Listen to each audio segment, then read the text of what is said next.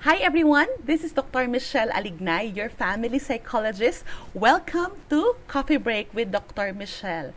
I'm going to have conversations with you about family life, relationships, and faith, and I hope you join our conversations here at this YouTube channel. Hi friends! Welcome to Coffee Break with Dr. Michele Alignay. Magandang hapon. Isang Tuesday ngayon and we're going to talk about Martha and Mary. Bakit iba? I would like us to get to know these two women of the Bible together. So we will check their traits at kung paano tayo makaka-relate sa kanila. So this is Coffee Break in the afternoon. Yes, so this week I'm coming to you live in the afternoon on a Tuesday and a Thursday, 1:30 p.m. Let's see how it goes. Let's see how my schedule will go. But this afternoon, I would like us to talk about these women and how we are, and how we are like them in many ways. Hi, Yeng! Magandang hapon. Sino pa ang nandito? Sino pa ang nandito ngayong hapon? I am looking for the watch party button. Okay, there. There you go. So, hi Rochelle, hi Liz, hi Thea. It's so good to be with you this afternoon. So, do you know Martha and Mary? Friends, either you're Catholic or you're not Catholic, you're Christians or whatever denomination you have. It's not going to be a religious discussion. But let's look at the traits of these two women of the Bible. They are Martha and Bethany. Yeng, kilala natin si Martha. And why would you ask me, bakit this week ko naisip pag-usapan si Martha at saka si Mary? Tomorrow will be the feast of Saint Martha. So mas magandang kilalanin natin siya and how we will resonate and how we will connect with her.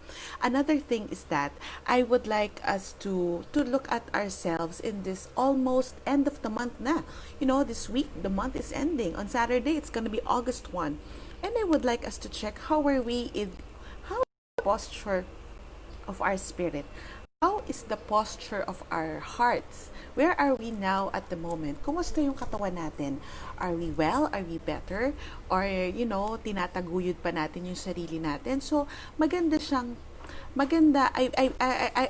I was really racking my brain yesterday afternoon for the topic to discuss. And I really thought parang, what wonderful time to talk about Martha and Mary, simply because it's their feast, it's Martha's feast day, and another thing, because we all need to have a spiritual check also, and a characteristic check. So, tingnan natin kung paano tayo makaka-relate sa kanila. So, please, if you do not know Martha and Mary, ipapakilala ko sila sa inyo.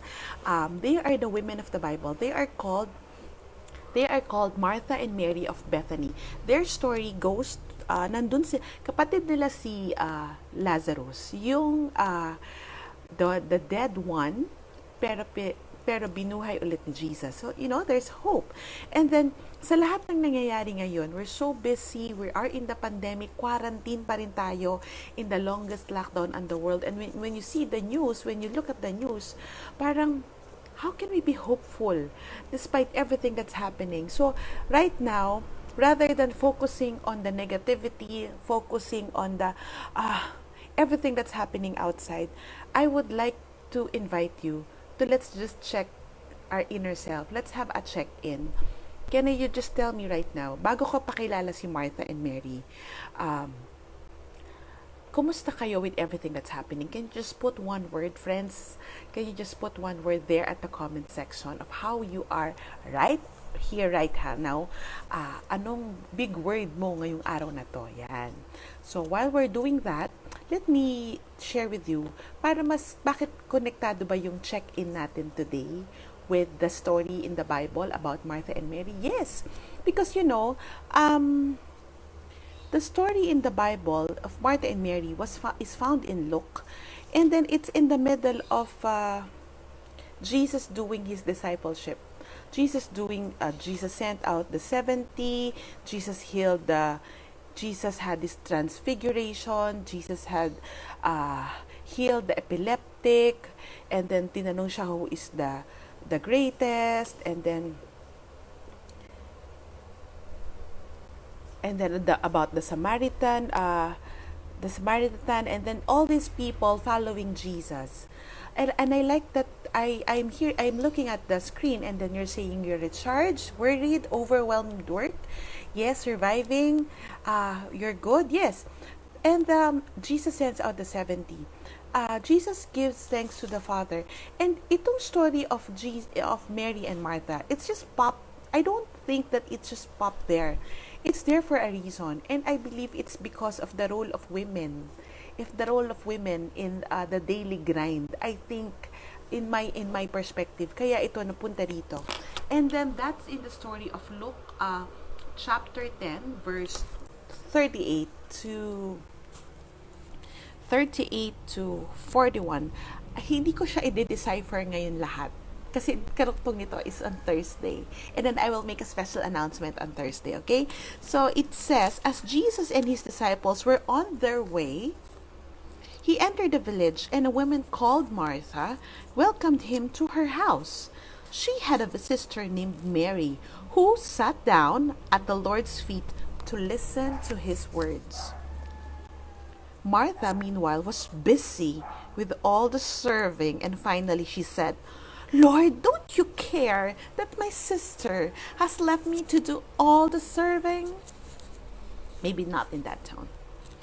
But the Lord answered, Martha, Martha, you worry and are troubled about many things. I'll repeat that.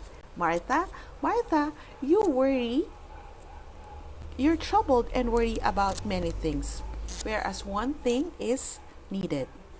Mary has chosen the better part, and it will not be taken away from her. Mary has chosen the better part, and it will not be taken away from her. So ngayong araw na to, kilalanin natin sino si Mary. Sa Thursday, kilalanin natin sino si Martha.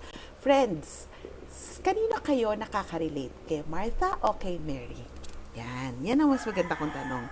Kay Martha or kay Mary? Today, we'll reflect about the characteristics of Mary. Pero bago natin gawin yan, gusto ko munang tanungin sa inyo, mga kaibigan, ladies, moms, friends, who can you relate with Martha or Mary? I'm not having coffee today. I'm having my lemongrass juice. Okay? Can you relate with Martha or can you relate with Mary? Ami, Martha. Sino pa? Martha? Wala. Who can you relate with, friends? Martha. Geraldine, Martha. Who else? Tingnan natin yung mga nandito. Yeng, sometimes I'm both. Ako rin. Gusto ko yan. Sometimes I'm both. Drangel, it's Martha. Drangel, Drangel. Mary, wow, great, Mary. So, meron bang masama sa karakteristik nila? Alam mo nyo, they're always being compared, and of course, but I believe walang masama sa karakteristik nila kasi pareho silang importante. And we both all have a side of Mary and a side of Martha. And let's reflect on the points of Mary. Ganito lang yan, friends. Imagine niyo kung lahat tayo ay Mary, sino po ang magluluto ng ulam, sino ang maghuhugas ng bahay? 'Di ba? Kung we are the laid back one, who will be the one to plan? Who will be the one to be in command? Like may gathering, like mayroong plano, sino yung mag-hold up everybody? So, sino yon? Kung pareho tayo, lahat tayo ay Mary, sinong gagawa nun? Pero, there's beauty with being a Martha because Martha is the one, she invited Jesus. So, she's the one who's taking the initiative. So, let's look at the characteristics. Let's just reflect. Napaka-importante sa buhay ni Jesus, si Martha and Mary. Let's just say that they're friends. They're friends kasi very comfortable si Martha na magsumbong kay Jesus. So I was reading some of the analysis and some of the ones written that it just might be that really kaya Jesus was troubled when Lazarus passed away because they're just not acquaintance. They're just not a teacher and the student. They're really really good friends. So if you look at that, Bethany is Jesus, the home of Mary and Martha. It's sinasabi na it's the home away from home. It's the home away from home of Jesus. Yan yung, well, we've never been to Bethany. I've been to the Holy Land. I'm blessed to be at the Holy Land last February. We've never been to Bethany, but we've been to Capernaum. Maybe it's somewhere there in Galilee. Maybe it's somewhere in, or maybe it's somewhere between Galilee going to Jerusalem, because it's a very far away place. Magkalayo yung lugar ng dalawa. I think it's about 3 hours ride via expressway. Nung araw, wala naman ganon. So let's just look that they are good friends. One trait that Mary has is she is single tasking. And then looking at her trait at the Bible, she sat at the feet of Jesus. Masasabi ba natin na she's lazy? Masasabi ba natin na did she really leave all the serving to Martha? Maybe not. Because at that point, she is just single tasking. And friends, ang tendency kasi natin, we are the multitaskers. So it's very good for us to reflect on how we are working right here, right now. Ito, magma-month end, ang daming trabaho, ang daming dapat gawin. So, sa bawat bagay na ginagawa natin, ito nakikinig kayo sa akin, but I'm sure many of you, i-press nyo yung like or heart kung sino sa inyo ang nagtatrabaho habang nakikinig sa akin. Diba? I know I'm like a radio show for you, and it's wonderful. But many times, many women thrive on multitasking. That's why si Martha nagagalit siya, bakit hindi siya tinulungan ni Mary? But that day, Mary chose to just sit down at the feet of Jesus. She chose to be single tasker. So, one call and one mission that we should at certain task, at certain moments of our lives, for us to be well. Ang daming worries, pero alam nyo, ang daming gagawin, ang daming dapat asikasuhin. We should learn from Mary. We should learn how to single task. That's one. The second one is Mary is humble. Mary is assuming. Remember Mary, we don't know for sure if she is also the Mary who put perfume at the feet of Jesus, right? But Mary is humble because that day, she just chose to be at the feet of Jesus. She just chose to be quiet. She just chose to be unassuming. And she just chose to just be there, to just be a recipient. Hindi nating alam kung anong katayuan niya sa buhay. Pero alam nyo, there is magic with humility. There is magic with listening. There is magic in being a recipient of learning. Many times, I long for that also. So that's why I also look for people that I can listen to. Right now, you are my recipient, but there are times that ako naman yung makikinig. And that's humility. Because we cannot, cannot be proud to say na alam ko lahat. I know, and it's a humbling thing to do. If we know how to single task, and then we know that we are humble enough to say na hindi ko kaya, ito lang muna. Diba? Hindi natin sasabihin na, ay hindi, sige na, ako na yan, para matahimik na. Sige, para bongga, para maganda, ako na lang lahat yan. We are humble, that humility to accept na ito lang yung kakayahan ko. Ito lang yung kaya kong ibigay right here, right now. Hindi ko kayang gawin lahat, so hanggang dito lang. Why? Is humility same as walang pangarap? Is humility the same as not, having enough drive? No. But at that moment, maybe there are times na yun lang yung kaya natin. Hindi natin kayang ibigay lahat. Diba? Hindi natin kayang ibigay yung langit at lupa dahil kaya lang natin, ito lang yung kapasidad ko right here, right now. We have to quiet down ourselves also and to be in a posture of humility, to be able to be recipient. So, diba, it's creating space in our heads, it's creating space in our hearts para may bagong learning na pumasok. Kailangan natin gawin yan.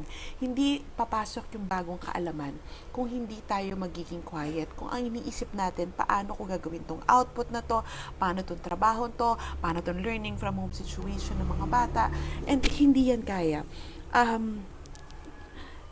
Because being quiet is just not being passive. Being quiet, it's also creating space. And I believe that at that moment, we learn from Mary because we are learning that you just have to be quiet for you to receive the love of God, the grace of the Lord, and even the learnings that we can have with the people who matters to us, with people who we look up with in the sermon, in our readings, in those who what in the things that we're watching and listening.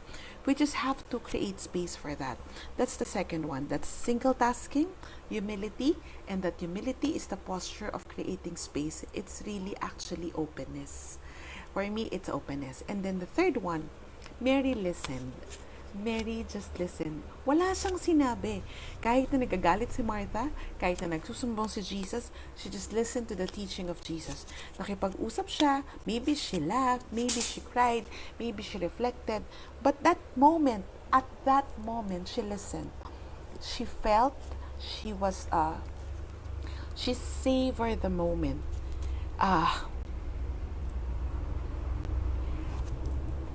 When was the last time that you really, really listened? Yung nakinig ka sa taong mahal mo. Yung umupo kayo, nag-usap ng heart to heart, person to person, connected. Kahit na mabigat yung usapan, pero alam nyo, nagkaintindihan, hindi lang yung isip nyo, hindi lang yung bibig, pero hindi lang sa tenga, kung hindi sa puso. Di ba pag yung dalawang tenga natin, look at the ears. When you put them together, these two ears, ano yan? Diba? That's a symbol of the heart. Because it's just not the ears, it's not just for hearing. Hindi lang yan para marinig. Pero para makinig. Hindi rin para pumasok kung ano yung naririnig natin, pero para pumasok sa loob. And that's the magic of listening. When we listen, we just immerse ourselves with the experience of listening, and we do not have a judgment. Hindi natin ina-analyze too much kung anong sinasabi. For example, right now, are you hearing me or are you listening? Or baka naman you are listening to me. You're trying to hear me, but then you're saying na, ay dapat marinig to ni ganyan. Ay si Maring ganyan. Ay yung friend ko, dapat ito yung para sa kanya. Ganito siya. You are analyzing too much. Maybe you are just hearing. But are you really listening? Listening without judgment, not having a comment, but just, accepting everything. It is really actually another word for listening. It's savoring. Ninanamnam mo yung naririnig. Ninanamnam mo yung sinasabi. And at that moment, parang, wow, ito yung tagos hanggang dibdib, tagos hanggang kaluluwa na sinasabi. And that is listening. Many times, we fail actually to listen. Especially with our loved ones. We fail to listen kasi ang dami na nating rebuttal, ang dami na nating comment, and we have a lot of judgments in our heads. At ang dami na nating gustong sabihin para sabihin na, hindi naman kasi ganyan eh. There. Nangyayari yan, friends. Madalas mangyari yan. But the call here is that we can learn from Martha on how to listen, to have that posture of humility, to be single-tasking, and to just listen, namnamin, and to grow from what we are listening to grow from what we are receiving. And if you see that, we are listening. We are listening. When we listen, it means that we want to grow with the things that we are listening, and we want to move forward. And I believe yun yung naging journey ni Martha. She listened so she can grow and she can move forward. And that really prepared her for a life of discipleship.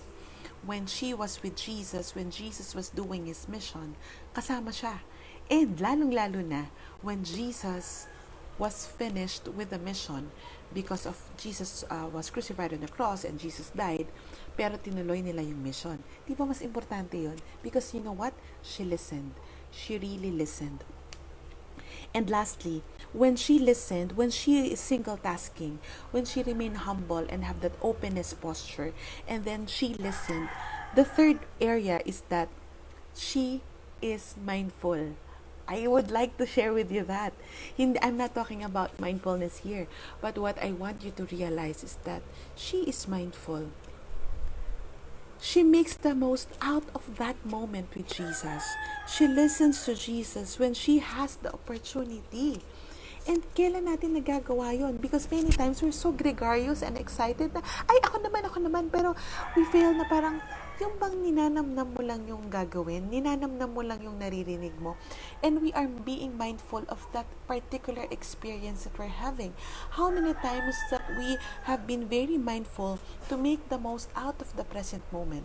When we go to the beach, when we go to nature, when we go to a beautiful scenery, how long did you stay there good enough for us to mindfully ingest everything that is happening, everything that we can see, everything that we are experiencing, and we are mindfully having that with nothing on our head, but just allowing our senses, our mind, our sight, our touch, even our lips and our ears, to just embrace all the sensory experience that we are having.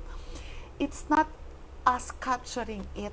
Hindi kayang i-capture ng phone ang memory, because I believe mas importante the memory etched in our heads and in our inner core, in our experience, than the memory of our mobile phones. Yung mobile phones, it's nice kasi we can post it on our social media.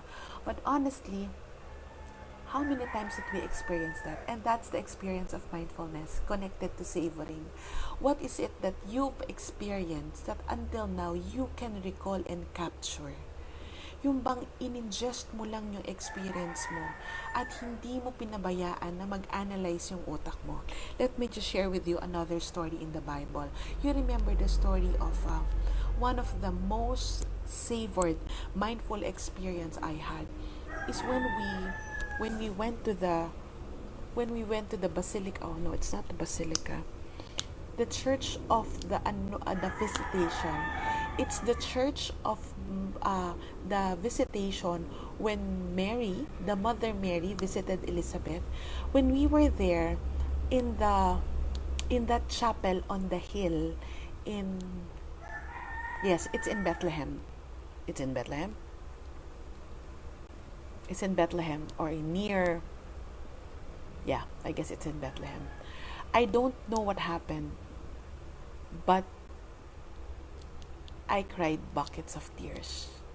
Hindi ko inanalyze yung sarili ko. I just sit down on the pew. Others are wanting to touch the stone.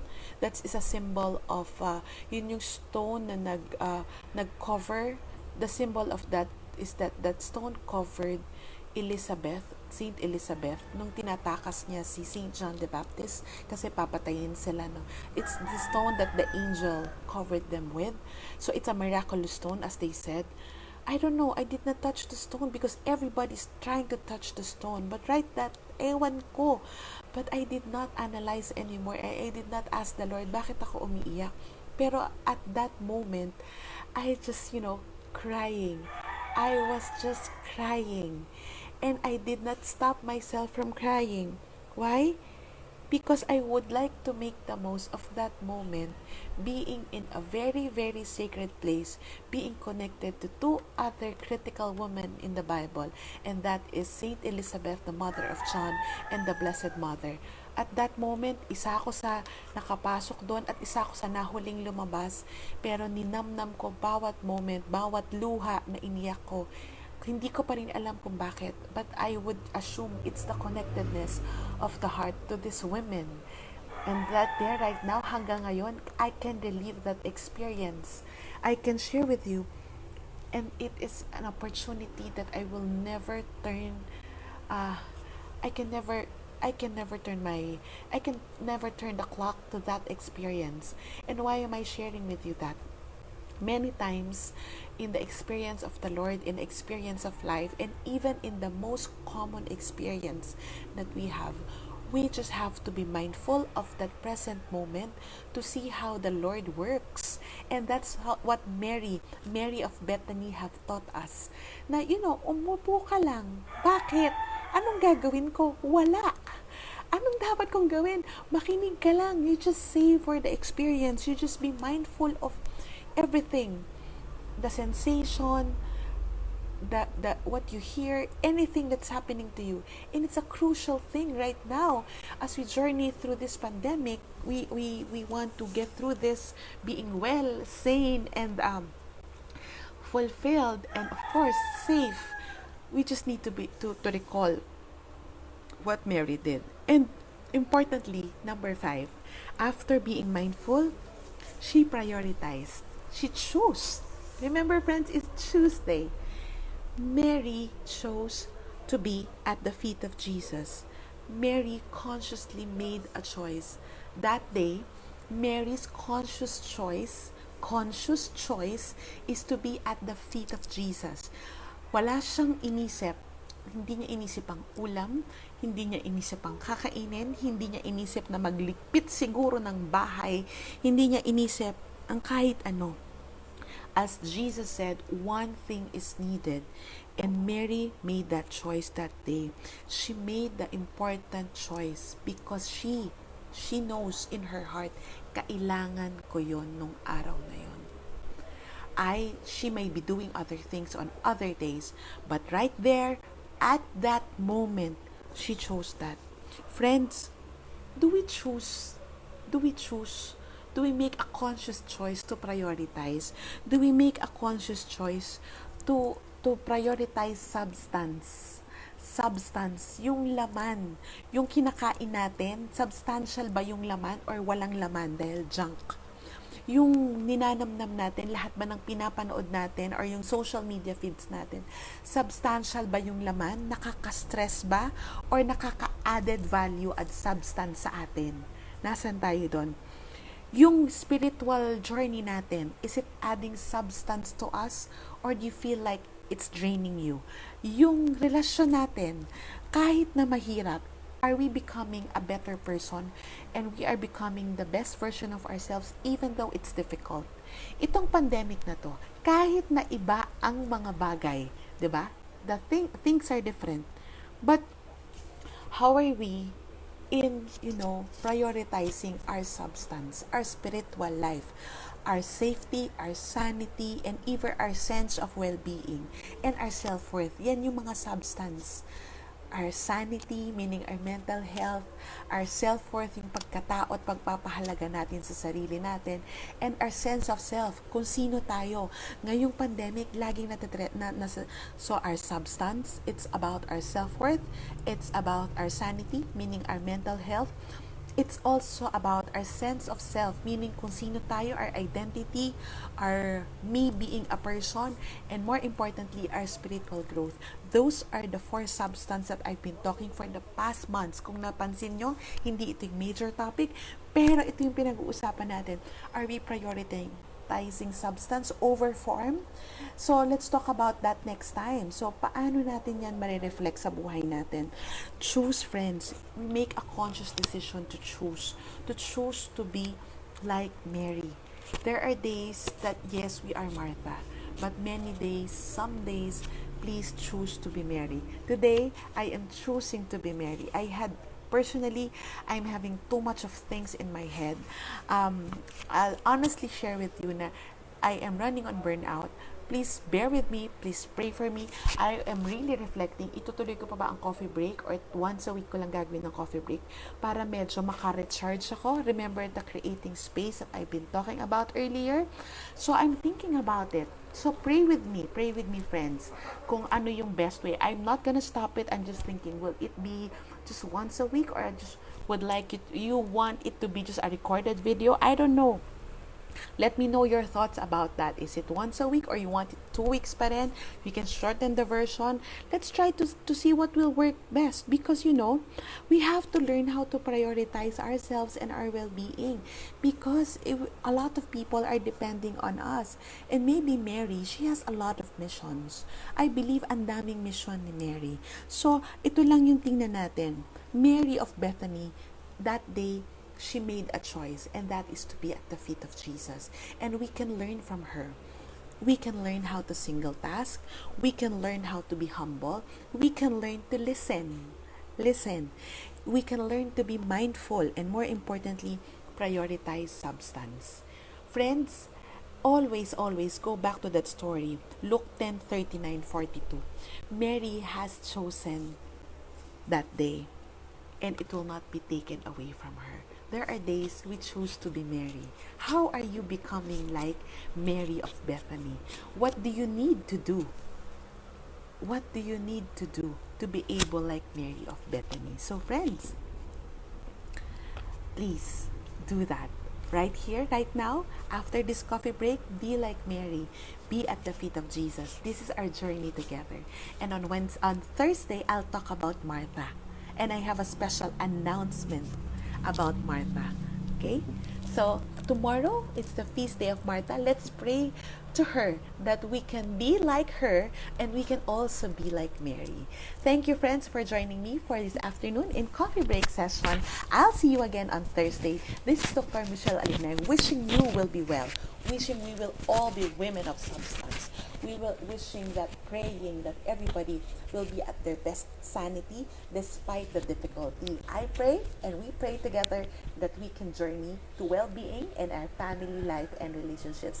God bless you all. Thank you and see you on Thursday afternoon.